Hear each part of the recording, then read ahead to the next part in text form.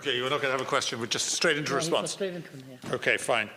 I'm taking 63, 660 and 663 together. Is that right? Yeah, and we'll give a brief answer and then I'll let Durkan in for... Project Dáil Éireann 2040 states the priority funding objective in relation to mainline rail is the maintenance and renewal of the existing network so that it continues to provide a safe and reliable infrastructure that enables the provision of quality rail services for passengers across the country. This means ensuring steady state levels of investment in our rail infrastructure each year for the foreseeable future and requires a significant and recurring capital investment of around 200 million from the taxpayer every year. I'm pleased to inform the Deputy that the funding I've secured under Project Ireland 2040 means that we're in a position to provide this steady state level of funding, and this is significant and very welcome progress. In addition to that significant increase in funding to support the infrastructure, we've also been increasing the funding available to support expanded services across the country through the PSO subsidy. That subsidy amounts to around 140 million each year and is paid in accordance with the public service contract that Éireann has entered into with the NTA. So the Deputy can see we've improved the funding framework, which in turn has allowed the NTA and Éireann to deliver an improved passenger experience.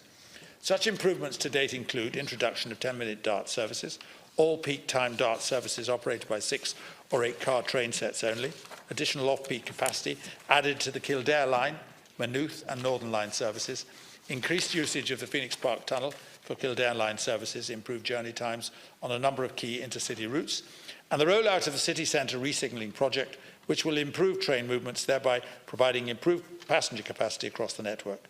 Those are all immediate measures, but obviously I know there are other medium and longer-term measures required, and key to those measures is the provision of additional rail fleet.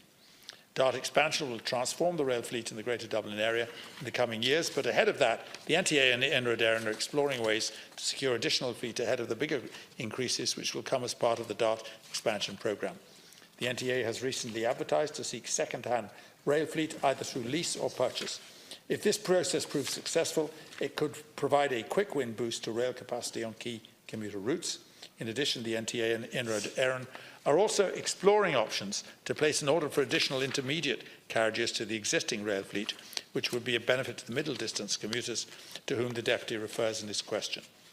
In addition to all of the above, Project Ireland 2040 also provides for the construction of a new national train control centre, which will greatly improve the overall management of train services across the network.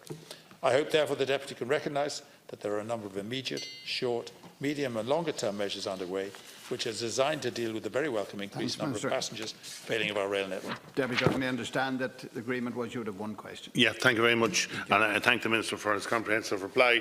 And I would encourage that every effort be made to invest in the rail structure necessary to enable the greatest number of passengers, commuters, to be catered for on a daily basis, with the view to bringing into focus the towns outside the Greater Dublin area, towns and villages outside the Greater Dublin area, with the service in both directions to such an extent that obviously huge alleviation of road congestion will take place as a result.